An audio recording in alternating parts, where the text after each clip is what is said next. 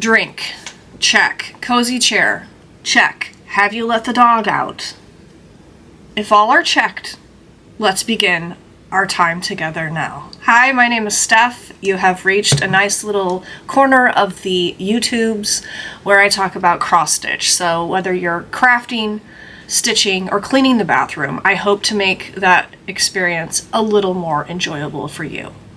Okay, just leave me a comment if you have also cleaned your bathroom to an enjoyable FLOSSTUBE video. I would say guilty, but I have no guilt about that. It just makes the process go a little more smoothly. Let's get started. In our last video, we had a giveaway for the 12 Days of Christmas ornament book by Annie Bees. We randomly chose a winner, and it was Stitcher with the Laughing Face, who is planning on doing some stitching, Christmas stitching in July, holiday stitching during the heat of summer. Has the tiny modernist Yule goddess kitted up and ready to go. So, did you start it? Are you yourself, all you wonderful watchers, doing some holiday stitching in July? Tell me about it.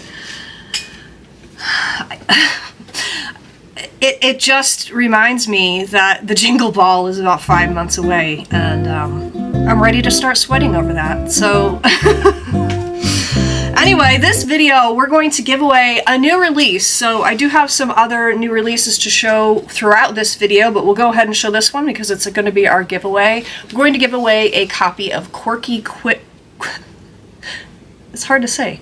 Quirky Critters. Quirky Critter. You say it fast. Try it.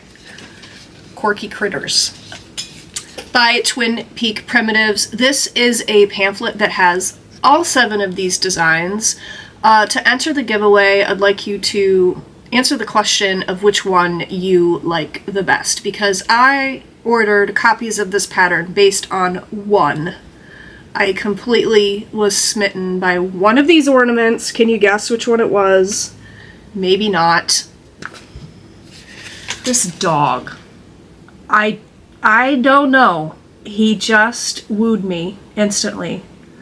I will put some close-up images of the ornaments of these patterns. They're just adorable, and whether you hang them on your holiday tree or you really hang them up anytime, I just think they're really cute with all the colors and the kind of quilty motifs that are on them. Adorable. So let me know which one is your favorite, and we'll give it away next time.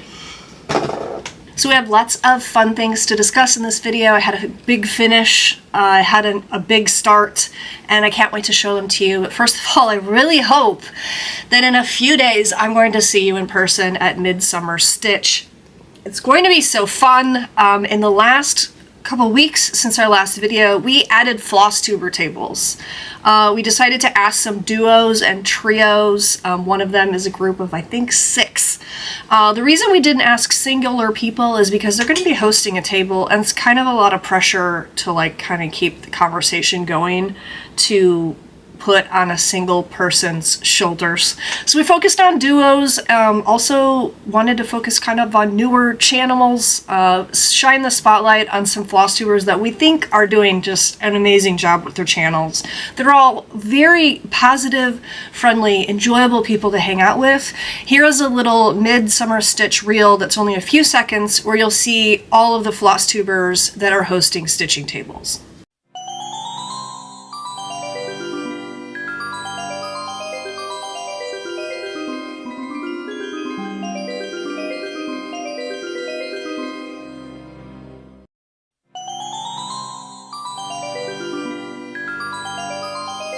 I will go ahead and link all of those wonderful people down below. I also want to tell you that, like, I asked all of these people what I would consider last minute. None of them turned me, obviously none of them turned me down, or I wouldn't be talking about them. But, they're happy to come, and they're excited to meet you if you are a watcher of their channel, or if you just want to try some new Flosstuber company. I hope that you will come to Midsummer Stitch. Getting ready is going to be...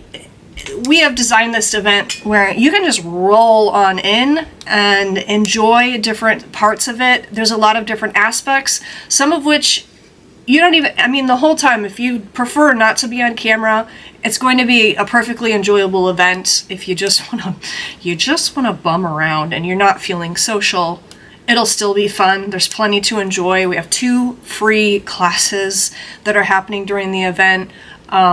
If you want to go full gusto, we have whip speed dating where you can meet other stitchers. We have the stitching tables you can join and interact.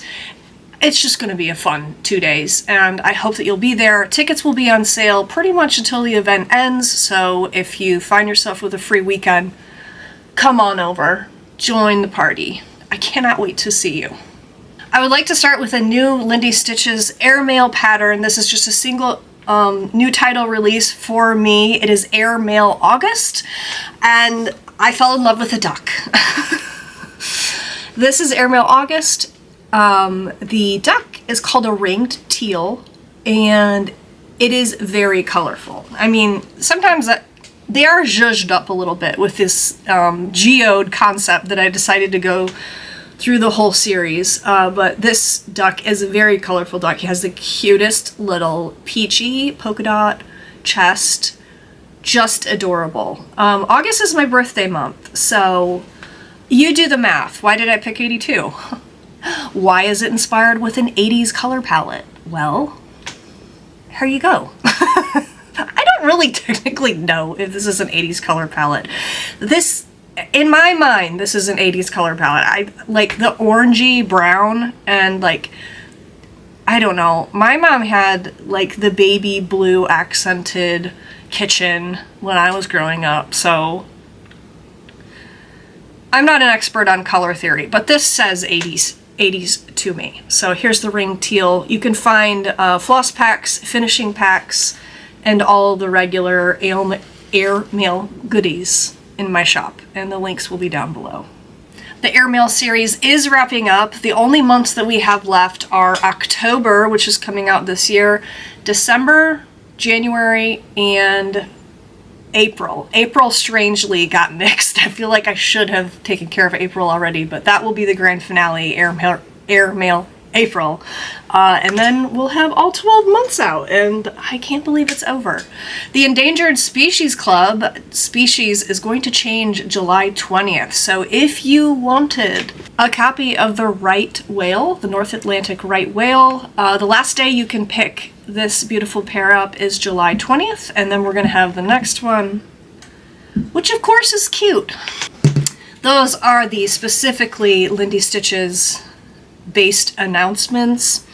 Let's go on to my personal stitching. I have 4 things to share with you, and we will start with a finish. And this finish is not physically massive, but mentally it was massive because I really had a hard time enjoying working on this, but it is done.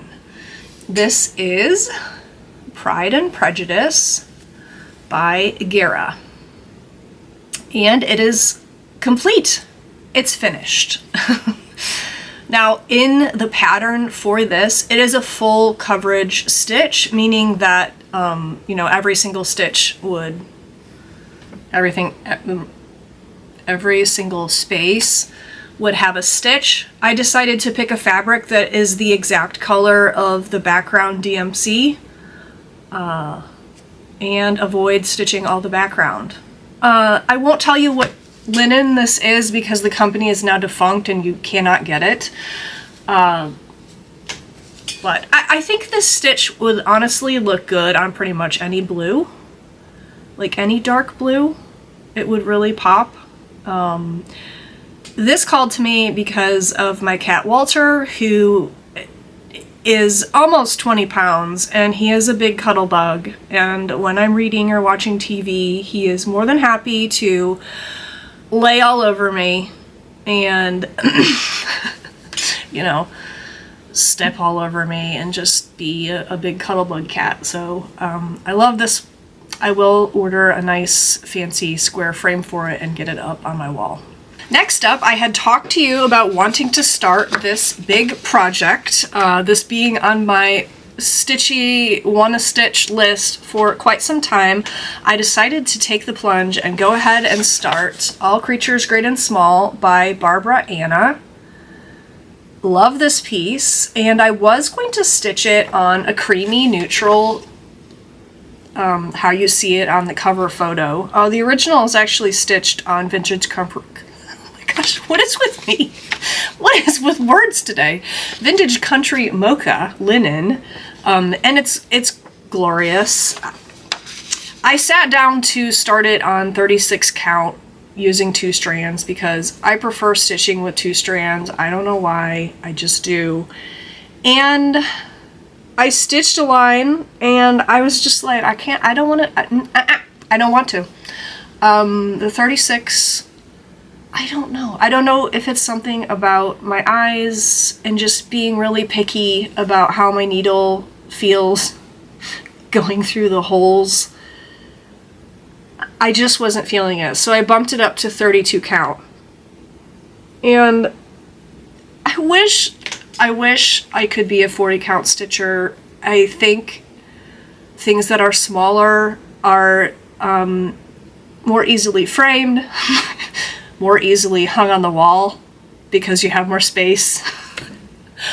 I wish, because this is going to be massive. And I've just decided, you know, I want to enjoy the process of stitching my projects. So if they have to be massive, because I prefer 32, they have to be massive. Oh well, YOLO. So I even changed colors. I am now going to stitch this on this gray-blue color. And I completely finished the border down that left side, and it was just kind of some nice mindless stitching to stitch that side. I have heard other people who have stitched this piece just like so complain about this border because you know, it's like 900 leaves. But yeah, this is how, like, let's do this, like, stand up for comparison. I could, you know, almost wear this as a dress. It's going to be huge. This is My Little Dove by XJU Designs. It is a lovely linen to stitch on, and I think the colors are going to do wonderfully. I'm stitching this using my conversion that I made from the anchor to Belle Soie. And I don't feel bad about it. These colors are absolutely wonderful. If you would like my conversion, there are some beautiful pictures and comparisons with the anchor floss on my website. I'll throw up a picture now so that you can see it and put a link down below. The Belle Soie it's glorious. My next project that I did a little bit of stitching on is White Winter Moth by Barrick. I'm stitching this on some glorious dusty pink persimmon linen by Fiber on a Whim. And I added one more motif. So not a huge exciting leap forward, but I highly enjoyed watching Cam the Stitcher's mid-year stitch parade while I stitched that motif. So now, Cam, you're stitched into my memories. Next, I wanted to show you my crochet blanket because why not? Made a little bit of progress on this, and here's where she's at. So we're like a little bit above like shawl width. And I played around with how I was doing the ends. I hate weaving in ends, as most of us do, and I decided to make these tassels. And I have to say, making a tassel is way more fun than weaving in ends, and I really love how they look. They're just fun. And they'll be all along the length of the blanket. So, good thing I like making them. The crochet doesn't really call to me as much as the cross stitch does, but it's a kind of a nice craft to do while you're kind of chatting with people in the living room. I don't know. The yarn I'm using is Stylecraft Special DK. I love this yarn. It's cheap, but it wears really well. I made a blanket for each of my children using Stylecraft Special DK, and they held up amazingly. We're talking, I gave it to a very active boy who sleeps with it all the time. And if you go look at this blanket, which is now over 10 years old, it still looks really good. And I launder it all the time. It doesn't pill up. So love this inexpensive yarn. It is acrylic, but last up, we have some new releases from designers to talk about. If you're new to the cross stitch world, or you're just wanting a little preview, or you want to know what's going on behind the scenes with designers, we are right before the nice big lead up to fall releases. So we've got a little scattering to share this time, but it is it's the calm before the storm. Because in August, designers are going to start putting out their fall lines, and we are so excited for that to happen. It's going to be a lot of fun. There is a virtual wholesale market happening at the end of August where a lot of designers are going to be exhibiting and shops are going to be shopping. So, do you want another shopping list series video? Because regardless of whether you want it or not, it's going to happen over here on these stitches. Whether designers are doing this wholesale show or not, we're going to go ahead and just do some shopping list updates so that you know what's coming out. Everyone gets super pumped for Halloween and fall, and I'm sure there will be a smattering of winter holiday patterns thrown in. It's kind of the baby sister of the Nashville needlework market. Everyone's releasing, so we want to keep up. We want to show you what's going on. But I have a few to share with you this time. Some designers had to get some stuff off their plate. So we had the Quirky Critters from Twin Peak Primitives. We have copies of that in. And then just a few days ago, I got an email from Robin at October House Fiber Arts, and she released 2 patterns. This first one is called Summer Jam. Love it. Not too late to join the Strawberry Moon Sal and stitch some strawberries. That was such a joyful stitch along. I really loved that. Anyway, this is Summer Jam by October House Fiber Arts, a quick little adorable pattern, and Robin shows you how you can finish it vertically or horizontally. Absolutely adorable. This one is only 62 by 40, so a quick little stitch up. And then the second release from October House is sewing related, so I love that. This is one of her skinny mini patterns. It's called Sewing Sundries, and it's adorable. This will be a great gift for a friend, addition to a dough bowl, smalls exchange kind of piece. It's 147 wide, but it's only 27 high, so you can just zip along and you'll have it done in no time. Then just this morning, we got the next installment from some ongoing series by Summer House Stitch Works.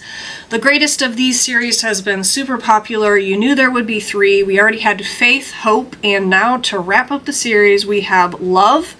This series is all the same stitch count. It's all the same colors, although you could easily substitute your own color palette.